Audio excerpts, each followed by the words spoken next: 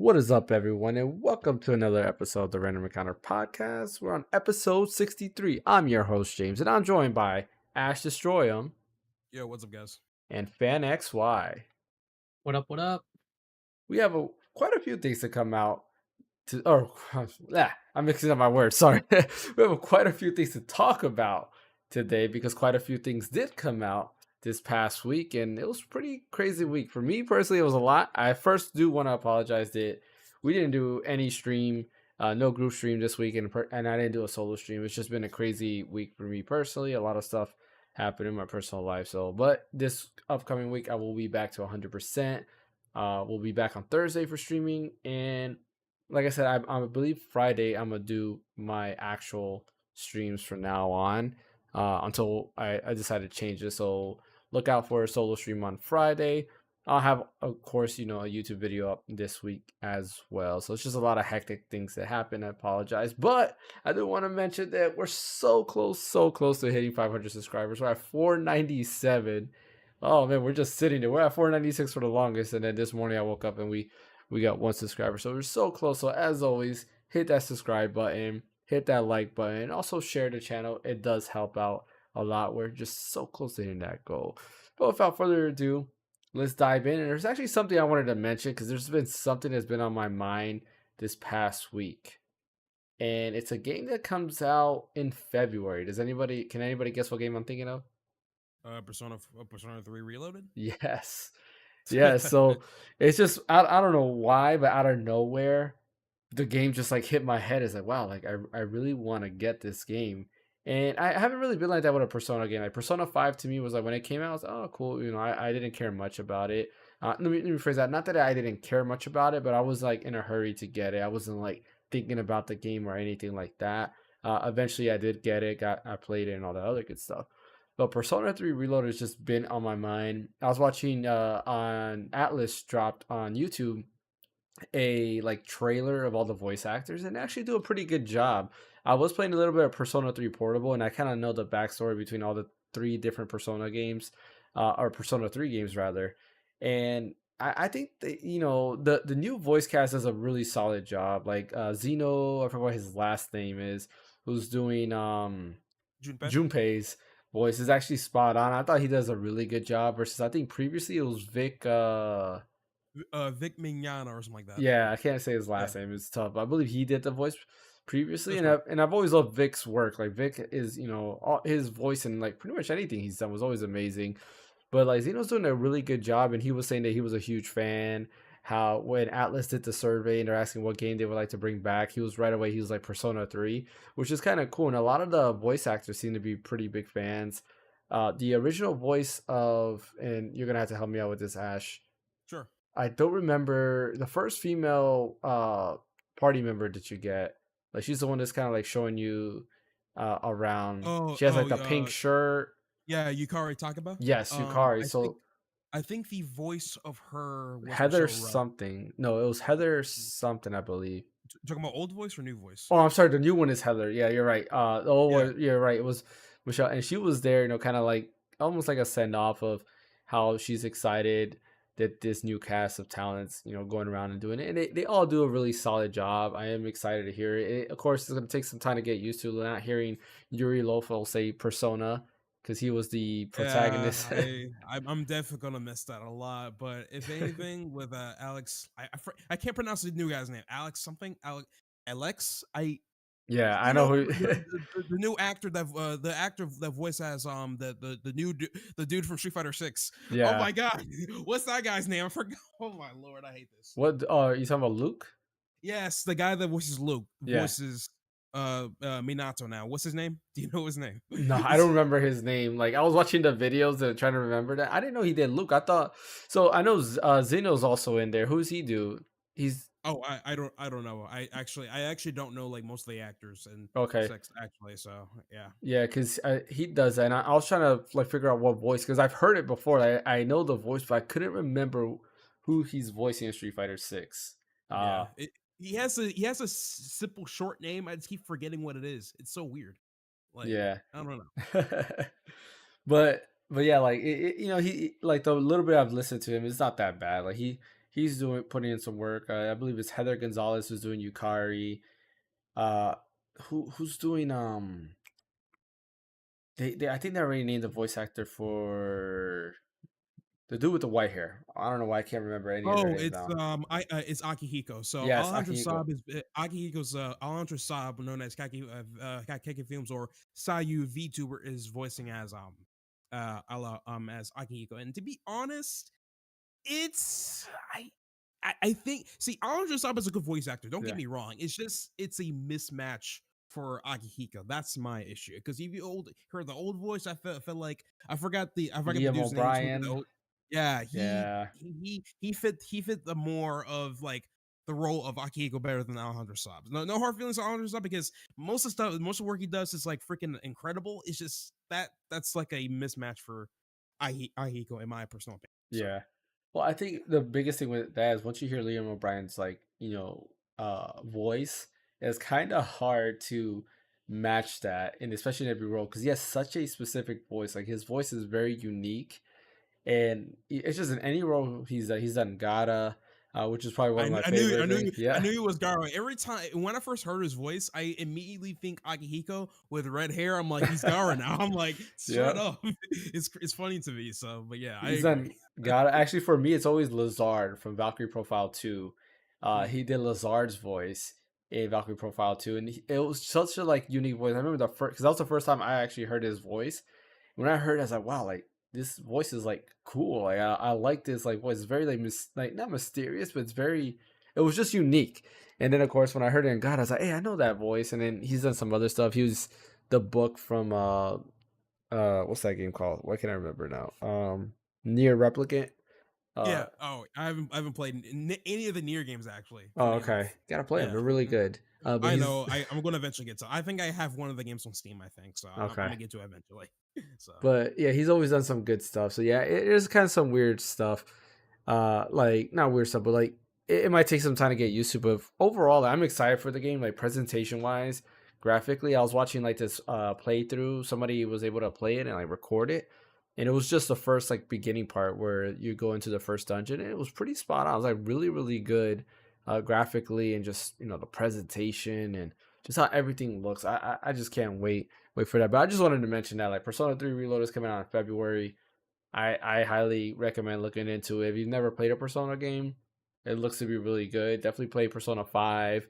Persona 4 Golden, which, me personally, I like Persona 4 Golden over 5. I don't know why. Maybe because that was my first Persona game, but it's just something about it, Persona 4. my first Persona game was Persona 2 Eternal Punishment, the weirdest part Oh, in the Persona history because Persona 2 Punishment was part 2 of Persona 2. The funny yeah. part about that is that Persona 2 Part 1 was never localized to the West until it came to the PSP version. It's so Mm. weird. Hmm. It's all just like, Interesting. yeah, it's Atlas is weird when it comes to their releases and stuff. Well, So, I mean, we're weird. Now they're pretty solid with Persona coming out universally now at the same time. yeah, so Yeah, because I want to say the last one we had to wait for was Persona 5, because Persona 5 came out in Japan first, and then it came out in the US. And then mm, Royale was everywhere. No, Royale was first in Japan, right? And then the US later? I believe so. Yeah, I Yeah. believe so. And then after that, it seems they've been pretty spot on for the most part. So, but yeah, definitely check that out if you haven't already. It's coming to Game Pass too. So if you have Xbox Game Pass or Xbox Game Pass on PC, you can play it, which is Yep. nice. Definitely nice. Now, so let's go ahead and a little bit of small news. First bit I want to talk about is Final Fantasy XIV, a game I have not played in a very long time, but I Same. highly recommend no matter what because it is really, really solid. Definitely Yoshi P's better work. No shade to Final Fantasy 16. Actually, there is shade there, but Final Fantasy 14 is definitely a great game. They're gonna be doing a crossover raid with Final Fantasy 11 titled Echoes of Vana'diel, which I'm very excited to see. I'm a huge Final Fantasy 11 fan. It kind of ruined my life, and when I mean ruined it, it did ruin my life in both every aspect. It made me stop going to school, made me stop doing all of that stuff in high school. Yeah, it ruined me. But anyways, I'm still excited because I really liked Final Fantasy 11. Was a really really fun game. There's also a Final Fantasy 16 quest line coming out where you basically will see Claude. Claude will join your party. You get to fight Ifrit, and there was a little bit. You get some like gear, so you'll get like some chocobo gear as well as what do you call it, like glamour gear and stuff like that. which is pretty neat. So if you liked Final Fantasy 16, there you go. You get a little bit of that in Final Fantasy 14. Kong Skull Island, which seems to be Game of the Year runner up. No, I'm just kidding. If you haven't seen the news about Kong, or I believe it's called Skull Island Kong, whatever, the new King Kong game. Oh, the Uh, King Kong. Yeah, I yeah, forgot. Yeah, I it's forgot. I forgot the original island was Skull Island. I forgot The about the that. yeah, the new king of worst game of the year. yeah. So Oh, that game. Oh, I yeah, seen like now a you've seen YouTuber the talked about it. Yeah, it looks terrible. Yeah, yeah, I it's remember. pretty bad. So the game devs actually went and opened up, and they said that they only had 1 year to build the game from scratch. What do you guys think Ugh. about that? That is, I I They shouldn't can't have taken on that project. I can't comment too much on that because I'm not an actual developer myself. But I could definitely say that most games will typically take 2 to 3 years or even more to make a mostly polished game, right? So Wasn't one like year that developer is like known to just make crappy games to begin with anyway.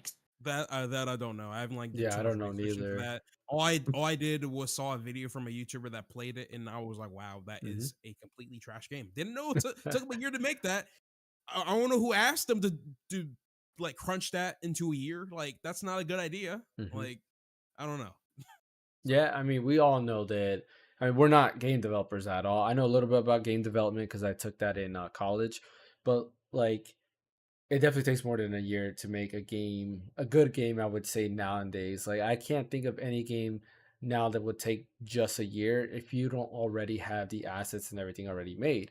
For them, they were building it from scratch. So that means they had to create every single asset, kind of get the animation and everything going on. And it's gonna take a lot longer for that because it takes a very long time. I remember I had to do like a Japan scene project for college, and we had, I want to say we had a month to do all of that. I can't remember, but I know even within that month I was like, wow, this looks like trash. But the whole point of it was to kind of get a feel of how we can create this scene and get it to working, and I did not get it working good at all.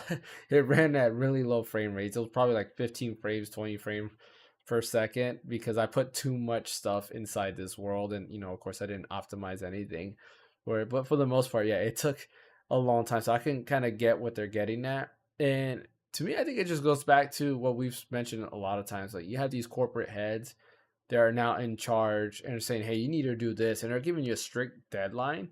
And they don't even know how game development works. I think that's, just something else that just kind of ruins video games in general because these people don't know anything. All they know is the dollar sign. That's it. They don't know anything else.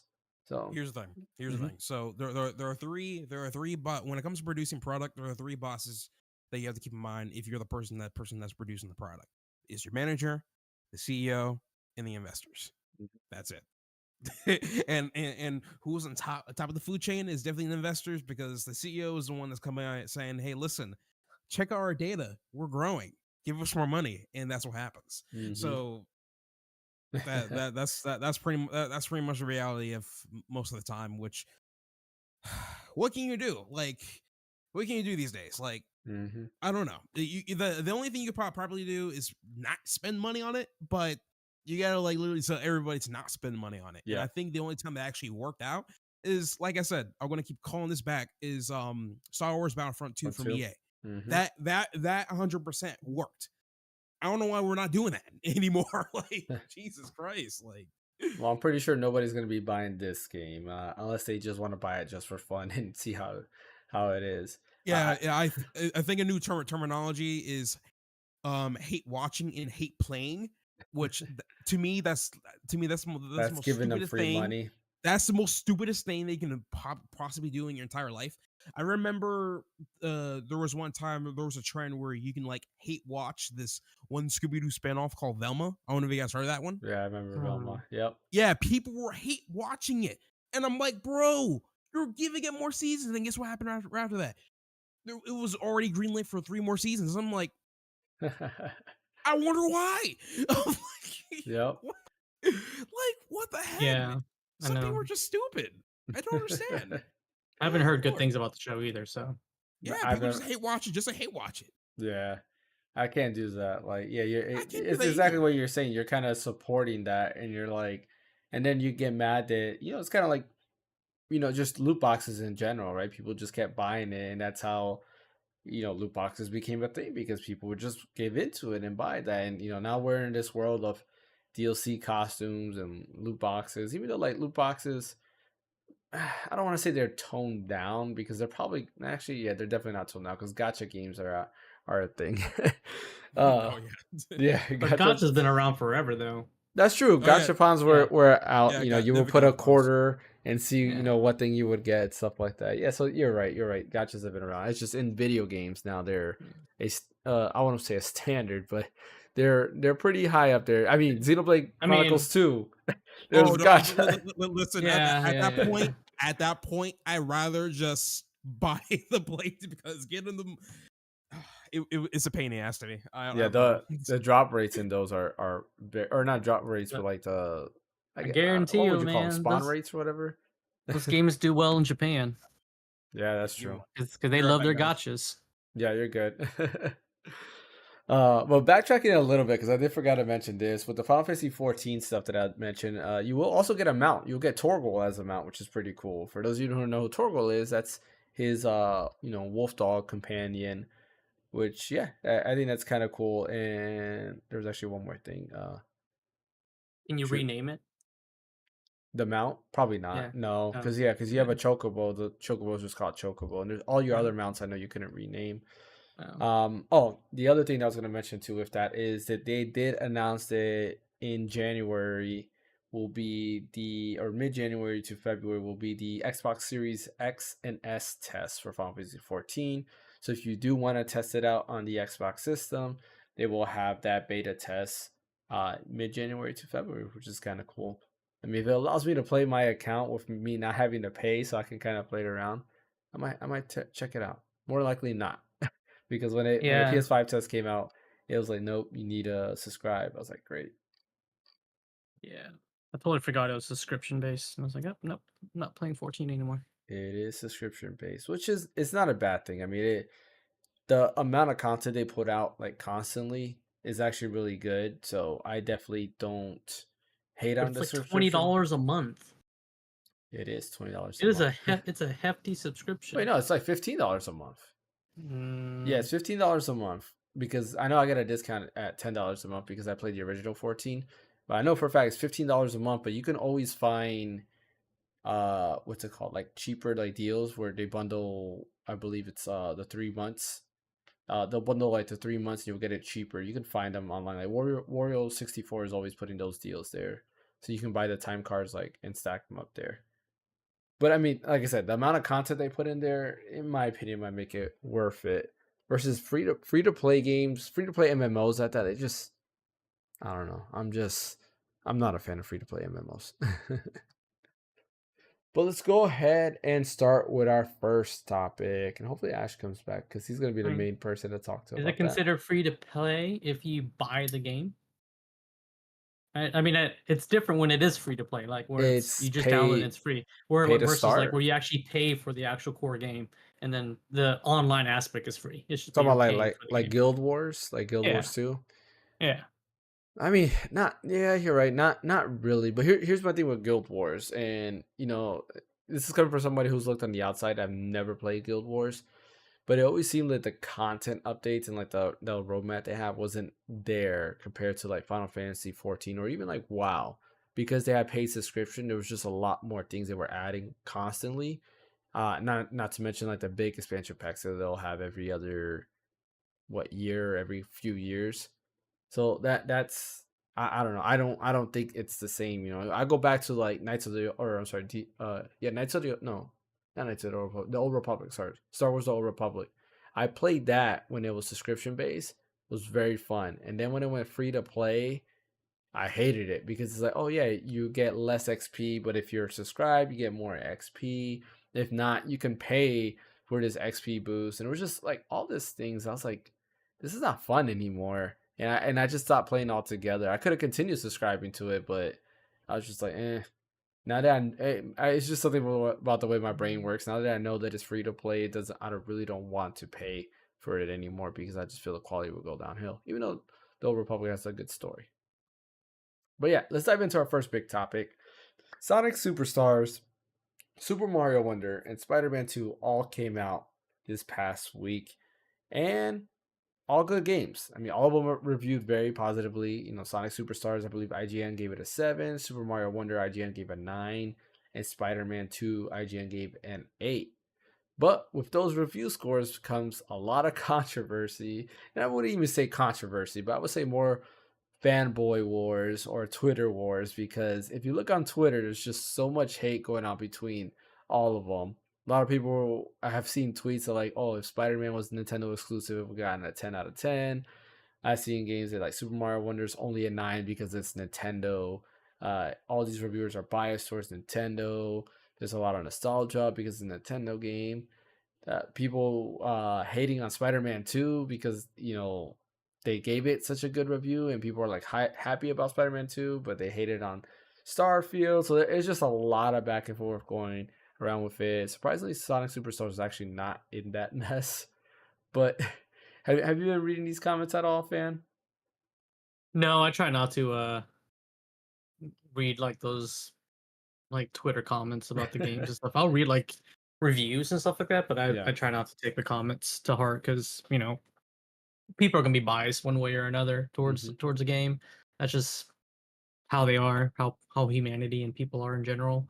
Hmm. People who are actually like get paid to review games, yeah, some of them will have some slight bias, but they'll still at least give you their honest opinion. Yeah. And that's exactly right. Like I've seen a lot of people hating on IGN's review of Spider-Man 2 being an 8. And I've seen the reverse side, because there was a like a play, like not a playthrough, but like a little like showcase where they showed off Spider-Man 2 early, and somebody joked around saying if Spider-Man 2 is not a 9 or below, we're gonna have a talk or something like that. And it was a joke, but of course a lot of people are like, oh, this is the type of things that IGN puts out, that these certain games have to be a certain score, or else stuff will go on. And I don't think that's necessarily true. I mean, again, it got an 8, not a 9. But people need to understand that each individual reviewer also has their own opinion on games, and more than likely the person they let reviewing the game is somebody who actually likes that genre or that type of game, or like the previous game or something like that, versus somebody who doesn't like it at all. For example, if me and fan, well, I don't know, we have a lot of overlap in terms of the games we like. What's a game you don't like? Well, I've actually never played any of the Persona games, so and they Okay. never really caught interest to me at all. So Okay, so Persona's a good example then, right? Like I wouldn't give Fan the chance to review it because he probably doesn't like it at all. So like if he would come in, he's like, "This game is boring. This game sucks." Blah blah blah. And usually, most people who are looking at that game are usually fans. They want to know, is this worth it compared to like previous iterations and so forth. So that wouldn't make sense, and that's kind of like what IGN does, right? They're not gonna have somebody review Dragon Quest. It's never played a Dragon Quest game, that doesn't like RPGs, and it's just a first person shooter maniac, right? Because somebody who plays Call of Duty all the time goes into something turn based like Dragon Quest, they're probably gonna be like, yeah, this game is boring. You can't shoot anything. I mean, technically you can shoot things with magic, but yeah, you can't shoot anything. You can't aim down sights or there's no whatever. first person view. Yeah, no first person You view. can't see through the eyes. 0 out of 10. Right? So people got to understand that, and that's why I've made a few like my thoughts videos, and I try to name them my thoughts, or I give my thoughts, and not really hardcore reviews, but they're just my thoughts on the game. They don't necessarily mean it's a bad game, and I won't say necessarily it's a good game for you, but at least generally speaking, you can kind of understand where I'm coming from and what I think about a game and the type of taste I have, which is a lot of RPGs, action games, platformers, stuff like that. I guess stuff that were on the PS2 and before that generation. Not the biggest first person fan. Hence why I wasn't a big fan of 7, even though I did enjoy 7 a lot. I would just wish it was third person. But yeah, I did see some gameplay of Sonic Superstars. I actually liked it. Did you take a look at Sonic Superstars at all, fam? I've looked at some gameplay. I've seen some people actually buy it like on launch day at Best Buy. So Yeah. I assume it was doing pretty well. Yeah, it seems to be doing well. Uh, a lot of the feed that I've seen on social media are saying they're enjoying it, they like it. I gotta say, from what I've seen, my son, I bought it for my son for his birthday, so he got Sonic Superstars. He's a huge Sonic fan, which is funny. I feel like the generation now loves Sonic more than Mario, because I told him like, look, your birthday's coming up. It was this past Friday, and I was like, you gotta choose Mario Wonder or Sonic Superstars. Which one you want? And he chose Sonic Superstars. And I was gonna get both regardless because I want both games, but I wanted to see what he chose, and he chose Sonic Superstars, and I was kind of surprised, but at the same time not really surprised because growing up, my youngest son loves Sonic. Like he has Sonic everything. He has Sonic plushies, Shadow plushies, Knuckles. I mean Sonic everything. He wants a Tails plushie. He has Sonic clothes, and he just loves Sonic. We got him a Mario plushie, and Mario's just like, whatever. Like when he goes to sleep, he has to have his Sonic plushie with him. He doesn't care about Mario. Like Mario just stands there like all alone, you know. Well, it's probably because Mario's I've, too human I've looking. returned. Too human looking. Yeah, Yeah. he's Yeah. like why am I going to cuddle up with the dude with the mustache? You know. That is true. That is true. Maybe that is what he's thinking. All right, what's up, Yeah. guys? How you doing? Well, welcome back, Ash. Welcome back. We were just talking about Sonic Superstars, and how it's getting positive reviews and people seem Mm. to be enjoying it. Have you had a look at Sonic Superstars? I've seen a lot of gameplay from it. I'm definitely sold on it. I was just sold more on Wonders compared to Yeah. Superstars, and I'm definitely going to be picking that game up soon as well Hmm. once I'm done with Wonder. Yeah. Yeah, and everything about Sonic Superstars that again, going back to what I was talking about, that I've seen and played, I enjoy it. Like the music seems really good. I mean, Sonic game, if anything, all their tracks are always good. I can't name one Sonic game that has a bad track. I can name bad Sonic games, but can't name one Sonic game that I don't like their music at all. They always have at True. least one catchy song in That's it. true. Yeah, that's the Uh, thing you can always count on a Sonic game is good mhm. music. It's like Sega in general, in like Persona as well. But Sega, a lot of Sega games, they always had good music, even though I hate the Sega Genesis sound chip. Like, it's just something about the Genesis sound chip. I just hate every time I hear a Genesis game and I hear the music. I'm like, oh, I hate this sound. It's just something about it. Even though Sonic had really good sound, but like a Yeah. lot of other games, and Streets of Rage too. Streets of Rage has a really good soundtrack. But all these other Genesis games, I'm like, this. Oh, I play What like. about Mhm. what about the sound chip you hate about? To be out of It's curiosity. just I don't know. It's just something about the way it produces sound I'm not a fan of. Like listening Mm, to the Street Fighter soundtrack on the Genesis versus the Super Nintendo. I mm. way prefer the Super Nintendo sounds versus Um. Yeah, the I see what you sound mean. there. Yeah, it's Makes sense. just awkward. I don't know.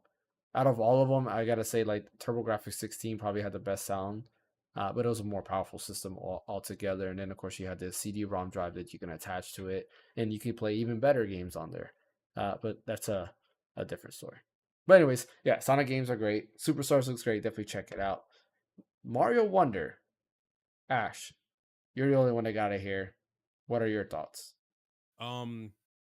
It's okay. All right. Let me just like collect my thoughts in three, two, one. Got it. So Super Mario's Wonder is a wonderful game. One like I wouldn't call it a masterpiece because people were claiming it to be, but it is probably one of the best games ever for the year overall and stuff. And it's if I wanted to describe it for somebody for like old and new players for Mario, I would say that it's like maybe like a combination of like Super Mario Bros. 2, specifically 2, because I had Mario, Luigi, Toad, and Peach as characters and stuff. Because you definitely do get that in Wonder, and then you have some elements from Super Mario Bros. 3 and stuff. And along with that too, they implemented the badge system. The badge system I was a bit skeptic about it because I didn't know what was intended for the actual gameplay itself. Because the first thing I noticed when I first played the game is that like Luigi doesn't have his unique ability where he jumps a little bit higher than Mario. Meanwhile, you have Peach that normally just floats and everything. Those have been taken away from, but those have been replaced with action badges specifically. Action badges are pretty much like extra abilities that you can apply to any of the characters except for the Yoshis and Nabbits and stuff to do like extra actions. Like for example, the very first badge you get is like a cap badge to where when you jump and hit R again, a random cap pops from your head. Well, for Mario and Luigi, they actually use their own cap to do it. But for Toad, Toadette, Peach, and Daisy, they just have a random cap just pop all over their head and stuff.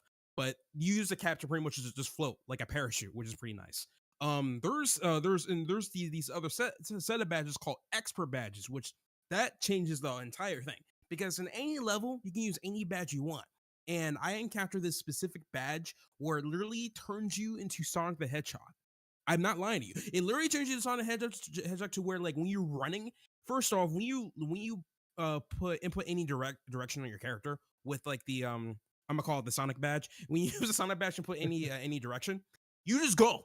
You just run and you can't stop yourself until any obstacle stops you. You can't stop yourself.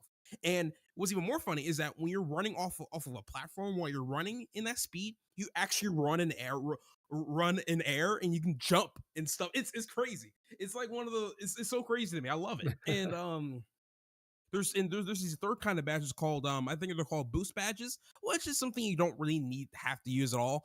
These are basically these things will basically give you extra rewards. So for example, there's one called like the super mushroom boost badge to where every level you start, you get a mushroom power up.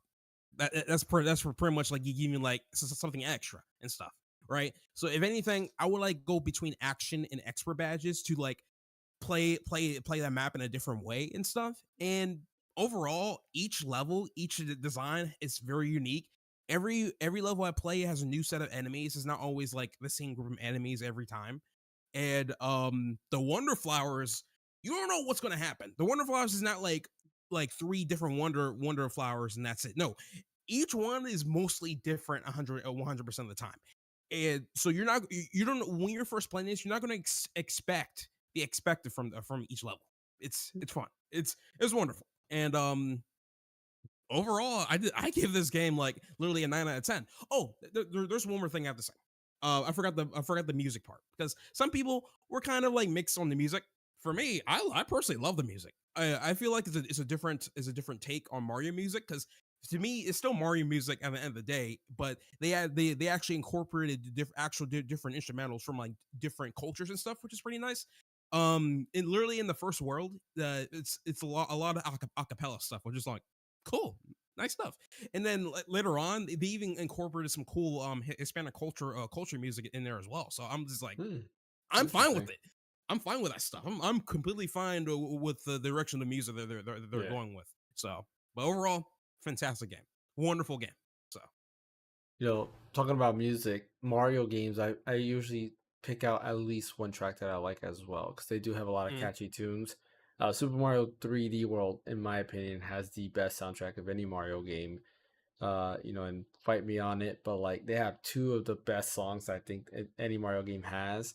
Even though I can say we're nostalgic for the OG, Super Mario Brothers level one song, but I think Super Mario 3D World has some great music. So I'm very excited to hear the music of Super Mario Bros. Wonder. I haven't played it yet, but I've been seeing gameplay, and one thing I do want to call out is the animations. Like the attention to detail for each oh animation is yes, amazing. yeah, I am especially on super, the super enemies. surprised. Yeah. Especially on enemies. It's interesting because when you get close to like I don't know if it happens for every enemy, but if you Hmm. get close to any of the Koopas or Patroopas or something like that, Yeah. if you get close to them, they actually look at you with a death stare. They're Yeah. like, "All right, let's go, 1v1 me, let's go, let's get it." And then if you actually hit them, they actually have a little animation where they're like, "Ah," or something like that. I'm just like, "Oh my god!"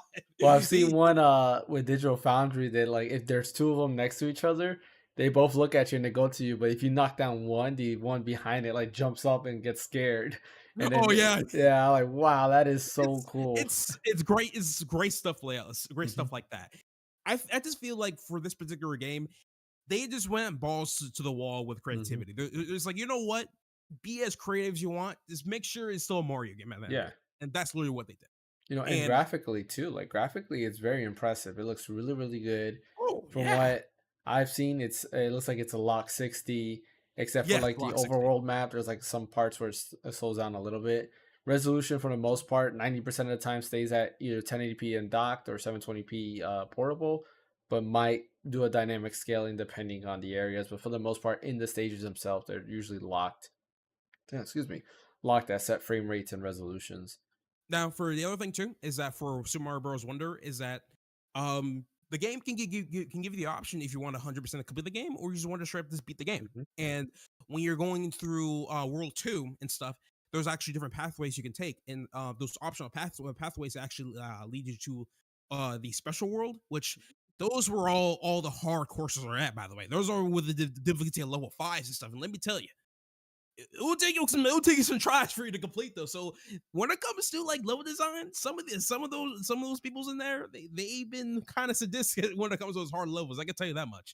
So that's something that a lot of people can look forward to if they want to like get some sort of difficulty out of the game itself.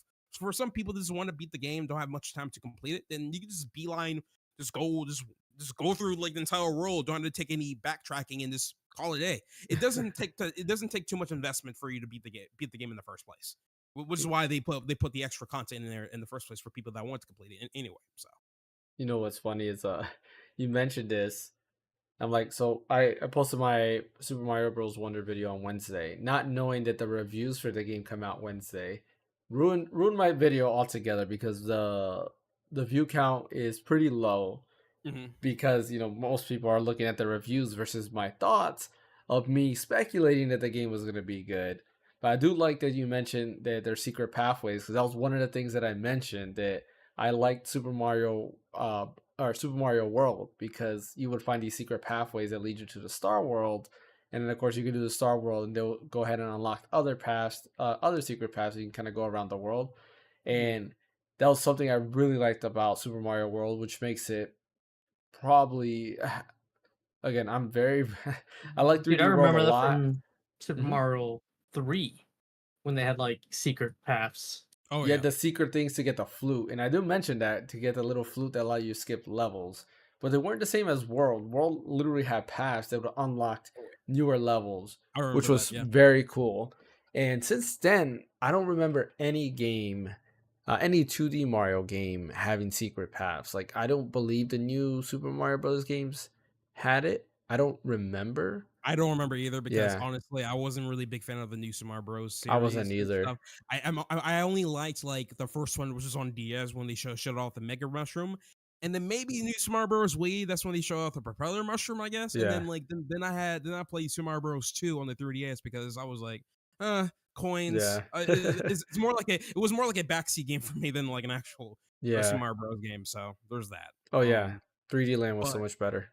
but to lower your expectations a little bit on the secret passage, they're not really secret passages. Okay, they Okay, they're mark not them like as secret World. passages. Yeah, they're Yeah. not like world. They're not like they're secret passages, but they're too obvious to be secret passages. If that Oh. makes sense, right? Mhm. So there's a little bit of a letdown for you, if anything. But those secret exits that you will take, they'll lead you to more harder courses when you take the deviated pathways, which I Mm. find awesome. I'm like, yes, level 5, level 4s, give them to me, So, Yeah. but like I said, this game gives the player a lot of choices. Literally at the beginning of the game, they don't really even throw too many tutorials at you because they assume that the game's easy for the player to play. You go in and they just show you a couple of things, and that's it. You're off your own and stuff, and they'll like introduce you some badges, and yeah, it's not too handholdy, which that's also what I love about the game as well. So Nice. yeah, Nice. I'm excited to play it. Hopefully, I'll be getting it this week. Super excited. And the last bit, I wanted to talk about was Spider-Man 2. None of us here got it. None of us here were really that excited for it, but so far seems to be a good game. Everybody who's expecting another Spider-Man game like Spider-Man 1, they definitely got it. They added I, a I can couple extra stuff. Yeah, go ahead. I can say a couple of things about it because I've been Yeah. watching it. I've been watching streams from my favorite Twitch Hmm. streamers that played it and stuff, and I can definitely say is that they definitely improve the combat a good bit, and on top of that too, they also improve the fidelity of New York City. I didn't realize how much they improve on New York City until I actually Hmm. saw like the actual population density compared to Yeah. like Spider-Man Spider-Man 1. Remaster. Yeah. Or In remastered. Spider-Man Yep. 2, yeah, Spider-Man 2, it actually feels more like New Hmm. York, and like I can say that with full confidence because I've been to New York like 3 months ago, so I'm like, yeah, that's actually a better accurate representation of it. I do have to say though is that one particular YouTuber did a quick review on it and on certain aspects he didn't like about the game. Hmm. So there were two things that Insomniac took away from Spider-Man 2. One is bodysuit abilities. So in prior to remaster and Miles Morales, you had bodysuit abilities for each suit that you equip and stuff. Hmm. And it was cool because like you can if you want to do this certain ability, you can just switch to that bodysuit and like take care of that crime scene with that bodysuit with that certain ability. Hmm. And the new one, they just took that away 110%. You So still get abilities or that I don't know. okay? I don't know if he like elaborated fully on that, but he said altogether bodysuit abilities are like no more. So that's the thing he nitpick Hmm. about. Yeah, And I never seen anyone else like complain about that part. And the other thing he also complained about is that the if anyone that like prefers to do stealth for some of these missions and stuff, they basically made stealth like brain dead easy. Because in remastered, stealth was something you need to like actually work hard for and make sure you can perfectly stealth all the enemies without any detection whatsoever. yeah, But in Spider-Man 2, you can still do stealth. It's just like they give you so many tools to make stealth like 200% easier now, yeah, right? So like it kind of like insults the player in a bit that like okay, since stealth was a bit harder in the last game, let's make it 20 like infinity times easier in the second yeah. one. So like if anything, the stealth is not as nearly as rewarding compared to the last games and stuff. But that's really about it. Hmm. I know they did flex a lot on the PS5 SSD. If you did see some of the scenes, Yeah, there's a lot. It's funny. They practically pull off a lot of Ratchet and Clank moments, which is funny yeah. to me. So Yeah, when it comes to the game, like I mean, before I get into what I was gonna say, as far as like the bodysuit abilities go, I wonder if he forgot that technically speaking, getting a bodysuit just gives you an ability, and you can use that once you unlock that ability, you can use that on any suit. You can mix and match.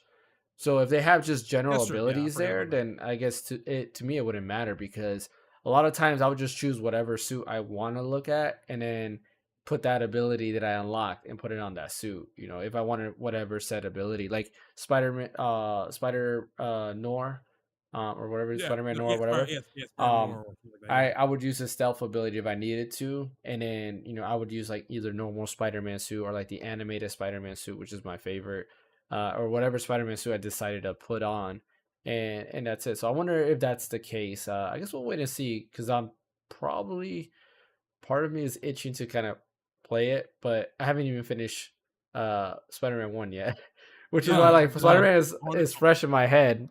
I yeah. was Honestly, play the remaster first and Miles Morales, and then Mhm. play the second one. And by the time Yeah, you're probably done with that, Yeah, maybe the game will go on sale. Who knows? I heard Miles Morales is fairly short. It yeah, is short. Um, It's like so I less than was eight planning hours. on playing it, but I 100% it the first one.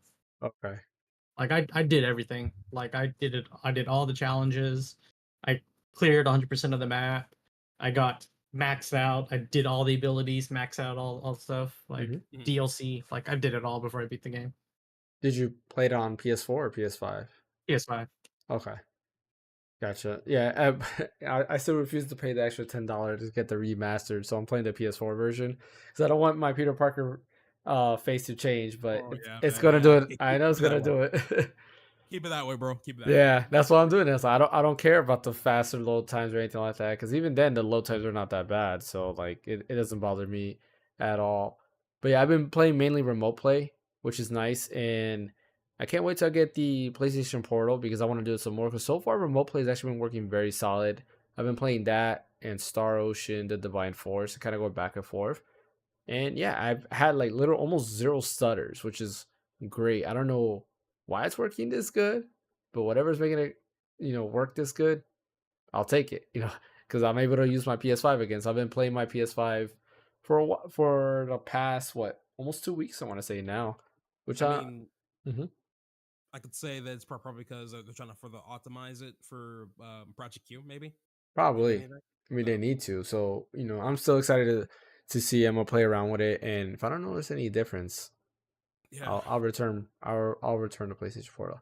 But let's go ahead and go into our last topic of the day, and that is Analog has announced a new console, and that is the Analog 3D. They haven't showed much. I am showing the what they announced on screen, but they haven't showed much. Basically, what we do know is for the Nintendo 64. It's called Analog 3D. It says the future is here, 64 bits of pleasure. And of course, it has a little like it looks like almost like the reset button, I guess. Well, maybe not really exact like it, but it says wireless Bluetooth and 2.4G, 4 original style controller ports, completely engineered in FPGA analog OS. No emulation, which is what analog is known for.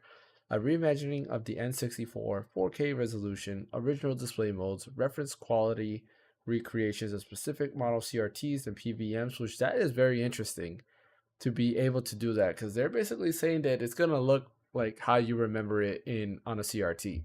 The Yeah. first and only aftermarket solution supporting 100% compatibility in every region: USA, EU, JP, coming in 2024. Now, what's actually got me way more excited is this controller. So on screen, you can kind of see it, but not a lot. But I'm gonna switch over to something that I didn't, shout out to Spawnwave because he was actually the first one to notice this, and he mentioned this in what he has Newswave, which is kind of like the morning news stuff. But give me a second to switch my stuff. Where the heck is it? Yeah, you just Photoshop it or Oh, like turn up the yeah, contrast or turn whatever, out the right? contrast. Yep, and I did the same thing. So hopefully it shows up. Let me see. Is it Yeah, I think I popping up? remember seeing it. It reminded me of Let me see. like an N64 version of a Switch Pro controller. Yeah,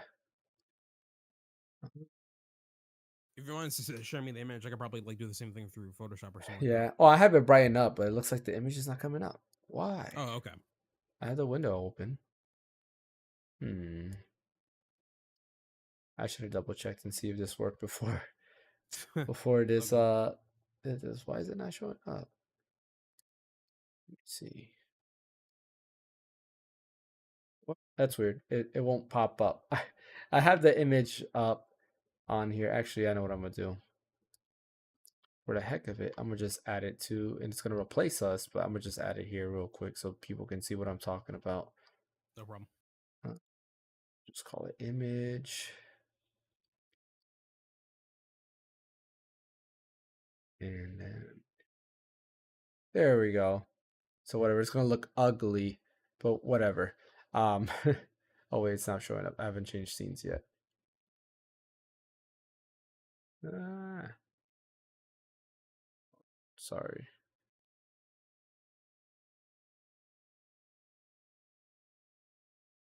There we go. So now you can see my brightened up image there. And what we can clearly see on there is if you look at the top, it's the 8-bit do button. So Oh, 8-bit do interesting. controllers have the little heart that's all 8-bit. You could probably see mine's a little bit on my screen. So, and my control's all dusty. But they usually have that little, that, and then they have the star in the middle. And look at it, it actually looks a lot like an Ultimate controller, but designed for the N64. As you can see, you have the big A and B buttons. You have an analog stick that looks to be similar to the N64. You have, instead of a right thumbstick, you have the C buttons. And of course, you have 8BitDo's famous D pad. And I assume you'll have an L and R button and possibly ZLZR, because I'm not sure where you're able to put the Z button at all. So they'll probably give you the choice of using one or the other. And Interesting. I think it's dope. Like I like it. I'm excited for it. I did do a review on big shout out to Fan because he actually lent me the controller to play around. But I did do a review on the Brawler 64, and this looks to be 8-bit Dude's version of an N64 controller. So I'm hyped for it. I can't wait for it to come out. Looks super dope, and that's actually what I'm more excited for because the analog 3D. Let's face it, good luck on trying to get it because analog stuff just sells out instantly, and I'm just tired of trying to get one, one of I their understand. products. But the controller looks solid, so hopefully it's something that 8-bit Do will sell separately because I will pick up this controller in a heartbeat. If not, I don't know. 8-bit Do, just you need to do this. Just bring this out, give it to us. We want this controller. At least I Wait, want this wait, controller. wait. So who's the one making this controller again? 8-bit Do. I mean, Oh, so it's 8-bit. yeah, I I don't think know if it's a it's collaboration. facts. Yeah, I don't know if it's fact. I mean, it has to be 8-bit do because again, brightening up the image, you have the 8-bit do logo It, on the right, and you have the star on the left, which is what 8-bit do's signature stuff is it that I it did showed. It just Mhm. looks like to me that it's more like a collaboration, and 8-Bit Do hasn't announced anything yet, right? It might be in a collaboration. Like I try to look at their website, on Analog's website to see if it says anything. Mhm. And at the bottom, it just says Analog 3D does not support Open FPGA. Analog 3D does not play copyrighted ROM files. It plays legacy game cartridges via cartridge slot. Analog 3D is not designed for using software emulation. It is designed using specialty hardware chip called PGPA. Yeah, there's doesn't say anything about the controller. So yeah, it's either gonna be a collaboration or maybe it's a bundle, right? Maybe Abadu will design it, bundle it. It'll be bundled with Analog 3D, but they'll also separate sold. Yeah, they'll also sell it separately. I guess we'll never know. We'll have to wait till not never know, but we will know in the future next year when they actually officially announce this. What do you guys think about this? It definitely piqued my interest. Especially the fact that this is like a new N64 controller coming out. I still have my old ones in my closet. Mm-hmm. Thing is, I mean, anything is going to be an improvement to the original N64 controller and oh analog yeah, stick. yeah, I Like agree, I anything's agree. going to be an improvement. But it depends if I actually get if I can actually get one or not. Like you said before, James. Shoot, I might just be one of those dudes that writes up like a random script to like auto buy this for me or something like that whenever it comes out. I don't know. So Yeah, I mean, one thing I will say is, It's you know, going to be like what, $300 probably. whoa, three more hundred than dollars. likely, it's probably gonna be expensive. I mean, the No, analog the analog pocket pocket is like is 200 200 bucks. bucks. Yeah. What's it trying to do? Fly? Wait, it's a controller, right? No, No, it's a whole it's a console. The whole console. console. Oh, okay. I missed that part. My bad. They're not Okay. going to sell the controller by itself. Yeah. I was It's about to probably a say. partnership with 8-Bit. 8-Bit might sell the controller Okay, all separately right. on their own, Fair. but analog's Yeah. going to sell it with the analog 3D. And the reason why it's $300 is because Yeah. it lets you play the game based on modern hardware, but it doesn't do software emulation. It's all hardware emulation, all Yeah, chip based. makes sense. Yeah, Yeah. makes So- sense. Makes sense. Yeah. That's Yeah. why it's $300. Like they like freaking design the chip from the ground up. Yeah. But hopefully it does more than just N64. You know, Yeah. I mean, because the Pocket has the adapters to do Game Gear games and stuff like that. but what more would So- you want it to do? Like, if it's using just cartridges, like in that era, the only other console would be like PS1. But as of right now, it doesn't say you can do anything disc related. But who knows? I mean, when the N64 first came out over in Japan, they had adapters that gave it a disc slot. Oh yeah, you're right. That was a what's And that it was to called? expand gameplay It's not because it added additional RAM. I thought that was to just the whole development unit itself. kits. I thought it was just No, development it kits. was in Japan, but it was only in Japan. Of course, it's only in Japan. God dang. I didn't know that. So, Yeah, like, because I remember no, the pictures I saw were the development kits of what they were trying to partner with Sony for, and then this is what Yeah, happened when I remember that Sony part too. did their own thing. Because they do Mhm. show one. It looks like an N64 with a CD drive, but that was supposed to be the partnership with Sony, and that broke apart, and that's when the N64 just became its thing. Yeah. But no, it was an actual like thing. Like, but there was like maybe only like a few games that actually used the extra horsepower performance that it brought on. Man. You sure? Because I remember the expansion Yeah, pass I'm with the pretty more sure. RAM. Because the Yeah. extra RAM would sit on the Sure. top, and you had to play it like in order to play Majora's Mask, you needed the RAM, the expansion pack. And I went on the top, you would take out like the little window, put that in. Yeah, I Yeah, remember that. double check that. Yeah, because the only thing I remember with a CD drive was the what Sony and Nintendo were working before like the whole relationship. Okay, so it wasn't an actual CD drive, but it wasn't an actual expansion drive. Correct. There was an expansion pack. Yeah, It used it used like a floppy disk. I gotta look that Yeah, up. Yeah, yeah, it's called I've the never seen that. N64 64DD. I never heard of that one. Wow. that's that's a name. Oh yeah, 64 magnetic DD. floppy drive. Yeah, I've never seen that. Yeah.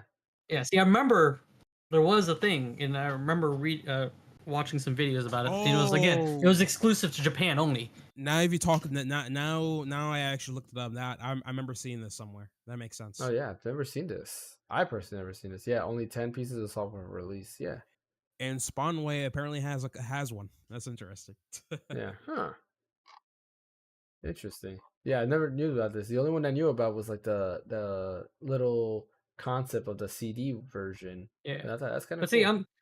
but that's what I'm wondering. Like, if analog would do something like, hey, you can add an adapter and like maybe you can play your own GameCube games, Yeah, you know, Makes sense.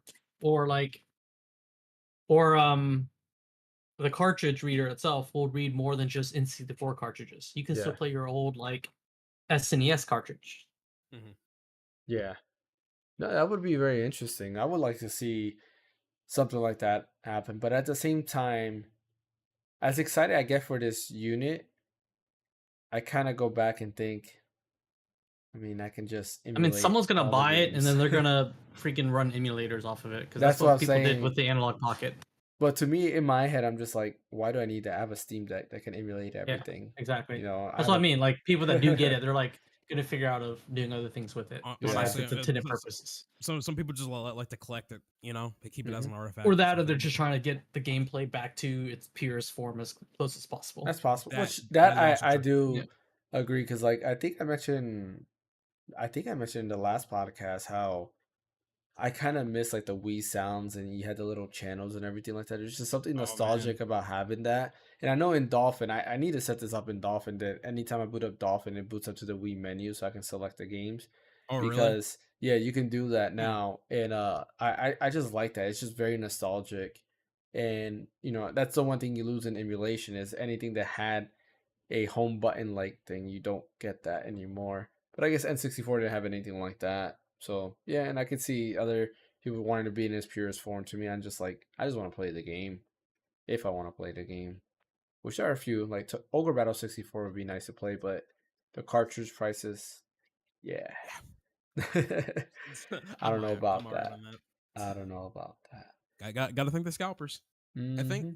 I think retro prices like took off like extremely high when COVID started. I'm calling that out right now because before COVID, you can easily do a lot of retro collecting Yeah. with ease and stuff. But when COVID hit, everybody was trying to make a bag, and retro gaming was one of his victims. Hmm. So like, So damn. before we end the podcast, I do gotta ask this question. If analog were to make a dream console for you, what would your dream console be? Let's start with you, Fan. Oh God, that's hard to say, man. Um, I mean, as long as the games perform as intended, right? Hmm. Yeah, I just want flawless execution of the game. but No stuttering. what games would you want? Like what game? Like what console would that what games would that console play? There we go.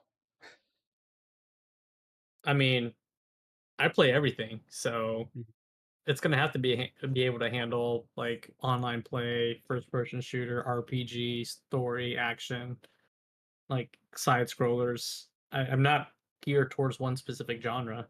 So, but the issue is that since the games vary so much, that the performance of the system has to be able to handle things up on the high end as well as on the low end, So right? let me rephrase the question.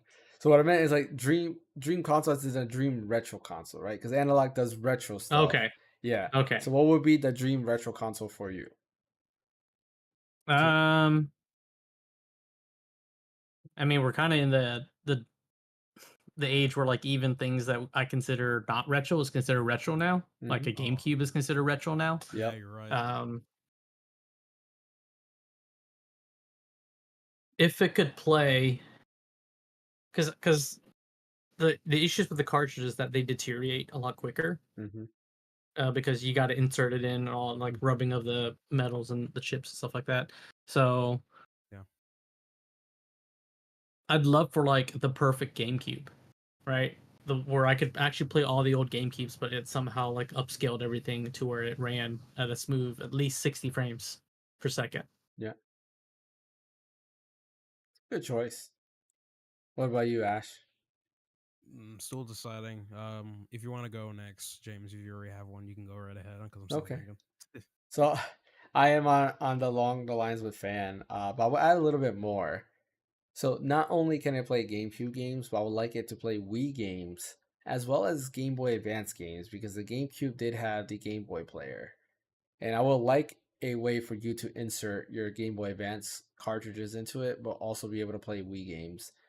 And I don't know, again, if you could put in the Wii channels, and when you have these games in the slot, you can see them just appear on the channel. I think it would be super dope. And of course, I'm sure homebrew will become a thing, and you can kind of like just customize everything. But like to me, that's what I would really like to see from them. Um, it's funny because it's weird. Like the Wii is special to me because I got it when I was in college, and it was like the first console that I really bought. Well, I mean the DS technically was the first console I bought with my own money, but this was that was a handheld. This was an actual GameCube was mine. console. Um, GameCube I got for my birthday. So, No, I but bought that with my own money. Walked into a mall, GameStop, picked it up. but like the Wii, I remember setting up the Wii and being in my room. I'm like, wow, this is the coolest thing ever. I bought Fire Emblem, Radiant Dawn, Sonic and the Seven Rings, or the Secret in the Seven Rings, something like that, which was not a good game. And Sonic Unleash. So I bought 3 games. Yes, two Sonic games. Two of them were Sonic games.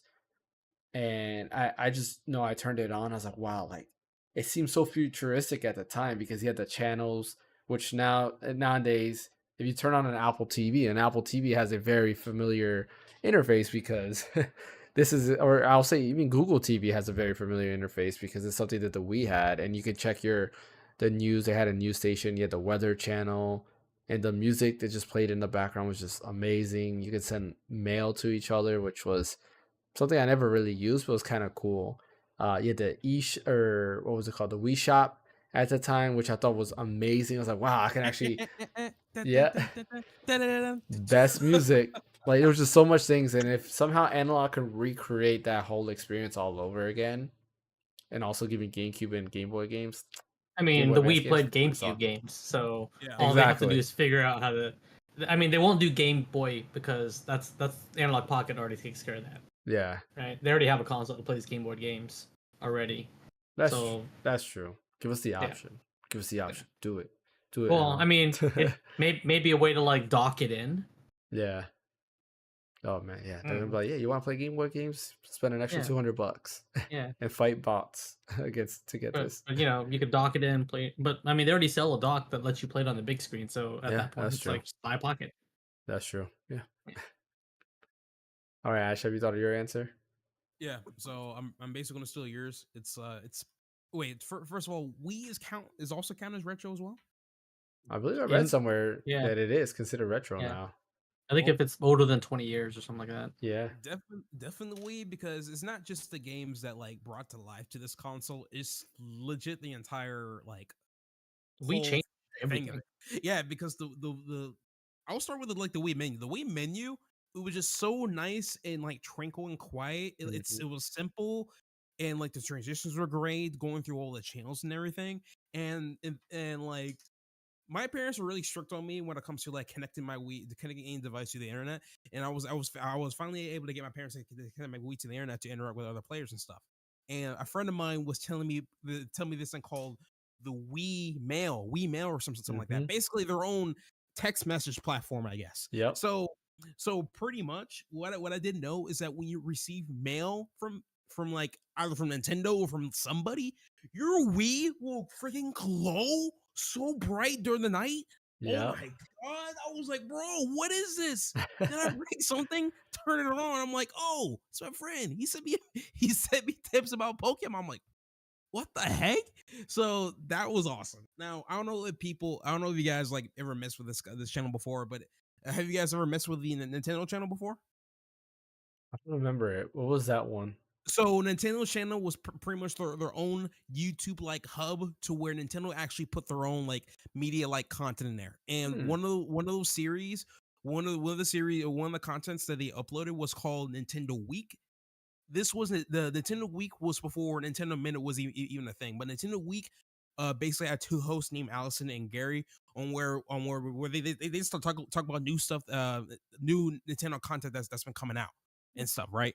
And what's interesting is that they actually added like funny, cool, gaggy like story elements and stuff. So like for Gary, they added like a dark Gary into the mix, and then later on you figure out that they're aliens or some shit like that. They have fun with it. It was like corny stuff that they did, but it was still fun to watch and stuff. That's cool. So they did a lot of that. They also upload a lot of content when it comes to like trailers on what's coming to like the Nintendo systems, mainly the Wii and the DS. And one particular thing they did in the Nintendo channel is that they actually had demos for the DS in there. So Yes. you will go in there, and this is how I was able to play Ghost Trick back then because they were showcasing Ghost Trick a lot when it was first coming out on the DS, and they had a demo available on the Nintendo channel. So you will go in there, and you go somewhere where you like go for the download area, and they hit the download play for Ghost Trick, and then you go on your DS, hit DS download play, and actually download the demo from the Wii to the DS. I thought that was something that was freaking amazing. Which, by the way, Nintendo, you need to like bring that back somehow. Even though your only console is like the Switch right now, if you can bring like another handheld into the mix, like maybe a 4DS, I don't know. Because I feel like the DS download play was like revolutionary I because agree. it was able to bring people together without the need without them needing the game. I Multiple remember the cartridges. days, yeah, I remember the days where there was one kid that had Mario Kart DS, and if you don't got one, you're actually a shy guy. You're automatically a shy guy. You know, no matter what you do, is a shy guy. Yeah. Yeah, another one is Mario Party DS. You don't need a cartridge for that either. Mm-hmm. Everyone can just connect to you, and everyone just pick their own characters and have a good time. Yep. Nintendo know how to do some stuff, man. Like I'm just saying. But yeah, overall, yeah, I think they should bring back the Wii because I actually use a whole bunch of the channels. I even use the weather channel Yeah. because like I Me love too. the whole UI layout. I love the music to The it. music. I love the Wii Shop channel. The Wii Shop channel has some really unique WiiWare titles. I don't know if you Mhm. remember the WiiWare titles, but there was this one unique one. It was like a sort of like a first person shooter, but it was for kids. It was like a water gun based first person shooter and stuff, and Hmm. it was fun for a time. But like never saw that game ever again, you know. Yeah. So, but it was a WiiWare title. And yeah, it's just the Wii. It definitely brought a whole lot of value to your experience and stuff. Heck, like majority of the memes that you watch online, most of them grab music from the Wii. Mm-hmm. All the music originated from the Wii, Yeah. especially the Mii channel. How many times has that been used already? Yeah. Like, so yeah, bring that back, and I'll be happy camper. I do miss the Wii a lot, so. See, I guess I'm not the only one, and it's like it was very special. I know towards the end of its generation, a lot of people hated on it because of the motion controls, but I do remember the DS download play because I use it quite a lot. When I found that out that I can download demos to my DS, I thought that was the coolest thing ever. It I was amazing. I it I would it, I just like don't know why they just let that go. mm-hmm. Hey There, Like, man, 2023, it's time to get a Wii or a Wii U and homebrew the heck out of it yep. because that's what I did, and I mean, I'm very interested in getting into it, all the other stuff I did. I already got the Wii U, the Wind Waker edition one. So I mean, I haven't like Yeah. homebrewed it yet, Oh man. but I'm eventually do it I though. don't have So my Wii U no more, unfortunately. I'm sad. I love the Wii U as well. I was one of those that, I was a diehard Wii U fan. I liked it. I mean, what can I say? I like Nintendo stuff. I've always liked the design philosophy around the consoles and even their first party titles. I just liked everything about it. And I was very upset that the Nintendo Switch didn't have any music, any theme music in the background or anything yeah, like that. same. That's one of the biggest things I complained about. Like it Mm-hmm. literally stopped at the Switch era because Yep. 3DS they still had some of the similarities to the Wii, a Wii and stuff. Mm-hmm. 3DS was still popping. Everything was nice. Yeah. Everything was great. It was fun. It was a fun whole Nintendo like experience. Now with Yep. Nintendo Switch, you're like, here's a menu. That's it, right? It's Like, yeah, like there there's not much creativity for the OS, yeah, which there which there's something about the Switch that as much as I like it, in my head, I'm like, it doesn't compare to the 3DS or the Wii or the Wii U at that. And I don't know what it is. And it might be just the console itself as a whole, because the games are great on the Switch, but the oh console yeah, absolutely, itself, yeah. it's just kind of like I have my Steam Deck, and literally I have like when I first turn it on, I have different things. Like I have the PSP, like when you turn on the PSP for the first time and how it makes the noise. That's how it starts up my Steam Deck. I had the Wii U at first. My sound effects are the Wii U, and then excuse me, the background music I have is the 3DS. Uh, like some of the 3DS eShop music, and I just cycle through the different like eShop music that the 3DS had. It's just like ah man, it makes my Steam Deck fun. It makes me like enjoy navigating around there because it has all these cool things. Where my Switch, I'm like, I turn it on, I'm like, oh, it's just another console. Yeah, I think Nintendo lost touch with the whole user experience with the console and stuff, Yeah. because there were some times where, like, when I go on my 3DS or on my Wii, I just sit there, have the menu open, just because I love the atmosphere of it. Hmm. Like, The it's just ambient like noise and everything that like the Wii U had. exactly, like, yeah, I'm like, hoping the new consoles go back to what they did before. Like the I hope so PS4 too. had themes you can download or purchase on the PlayStation Store and install it. Yep. The PS5 doesn't have that. oh Yeah, it yeah, I doesn't have forgot that, about that. Yeah. right? So Oh, if that's if like, I mean, oh yeah, PS5, you can buy plates and change the look. I'm like, okay, okay. so how about you like, why don't you invest a little bit of money? You can probably make some money, sell themes. Which it People did. will buy it. Oh yeah. Hmm. Like they will buy it. I love my Like themes spend on. spend $5 and get like, Nintendo did hey, it too. do You know a how many freaking themes they have for 3DS? yeah, A lot. exactly. That's what I'm My saying. Like God. they should have just carried that over into the Switch, but they didn't. So I'm hoping with the Switch 2 or whatever they're going to call it now, will maybe revamp the whole interface and you can change it. I hope Other than so. just changing your little icon, your Yeah. little profile picture. Yeah. I hope so. I hope so. We'll wait and see. In the last comment I did want to say is I do remember the mail thing. I do remember waking up in the middle of the night. I'm like, what is this? And there's a message from Nintendo Bro, telling oh me my something. God. I'm like, that light was so bright that It it was woke so me up. bright. Yeah. I was like, what happened? Did I get Yep. something? I Since turned it off. since then, I would put like a shirt or like a rag over my Wii at night to make sure that that light didn't come back again. Um. One more thing too for the Mhm. Wii is when in the Wii era there was Operation Rainfall. I'm pretty sure y'all remember that Yep. era too, right? Mhm. Yeah, that was like a big moment for us for us to get all these RPGs that we deserve in Yep. the into the West. It made So there's change.org that. popular. Hmm. Yep. That's what made change.org popular. Yep. But that's everything we have for today's podcast. Appreciate everybody that showed up and everybody, of course, listening after the fact. As always, don't forget to like and subscribe. We're so close. We just need 3 more subscribers to hit our 500 subscriber goal. And yeah, I know we can hit that very soon. Definitely keep an eye out for our stream on Thursday where we'll be continuing Crystal Chronicles. We're kind of like we're a little bit more than halfway towards the end of the game, so very excited to finish that up. And then we don't know what we're gonna do next. We'll see where we go to from there. As well as I'll do my solo stream on Friday. I'll continue my playthrough at Kingdom Hearts Chain of Memories. And I should have a video out this week. No, I will have a video out this week. So definitely keep an eye out on that. Hopefully, I'm like trying to debate on like what video I should do because there's actually quite a few videos I want to do. I just won't have enough time to edit multiple videos, so I'm only going to be able to do one video this week. And look out for the PlayStation Portal video because once I receive one, I'll be doing a video on that. Ash, where can I catch you at?